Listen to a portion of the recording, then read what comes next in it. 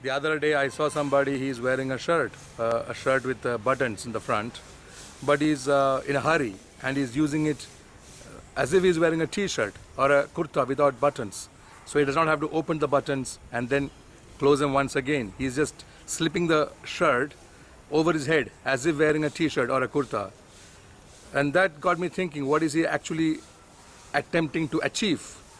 What he's doing is to create a product that is suitable to dress him when he is in a hurry.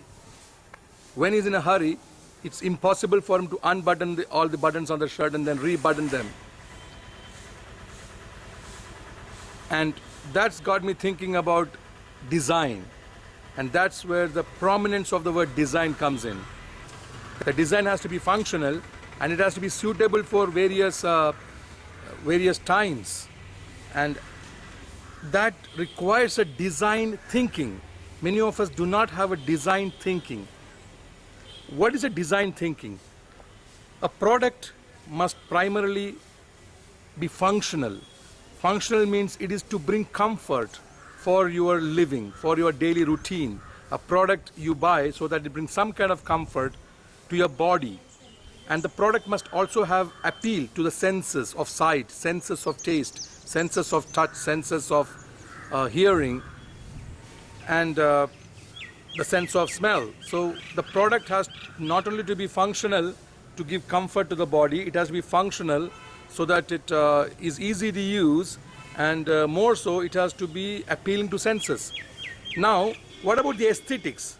Now, to bring out the aesthetics in a product such designed and created, one needs to have extreme refinement of thought, refinement of the need to use a product in a very easy way that's comforting. And that is where the prominence of design comes in. It must have visual appeal as well. So ultimately the design sense begins with not only functionality of a product, appeal to the senses, but also the aesthetics and the easiness of use. Obviously, it has other dimensions as well, such as eco-friendliness, low energy consumption, but more so, it must have solid foundation. When you design, the design thinking must be based on, established on solid foundation. That is not easy to disturb the product.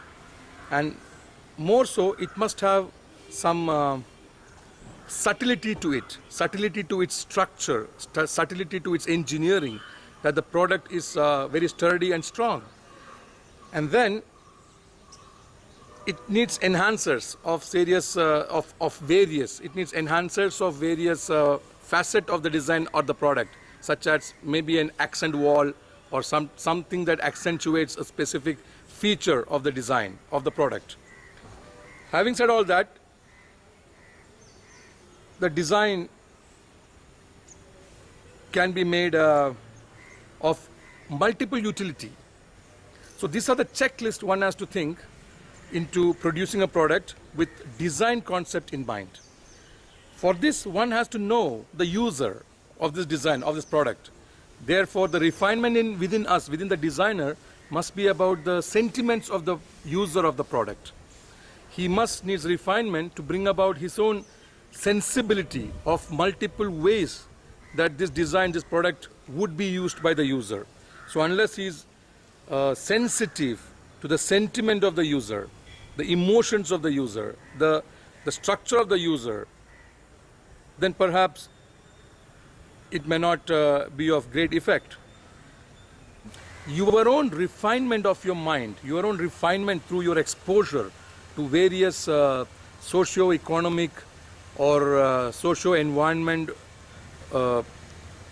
areas, dimensions of demography, will allow you to be sensible to put in adequate thought process into creating the design. So once the design is fitted in, with its subtleties, with its established foundation, with its enhancers, with its sentiments of the user's demography and the mindset, and with its utility, multiple utility, and its easiness to use with reference to function and the appeal to the senses, and now we have got a great product in hand. So this attribute of design thinking before we manufacture a product is of prime importance.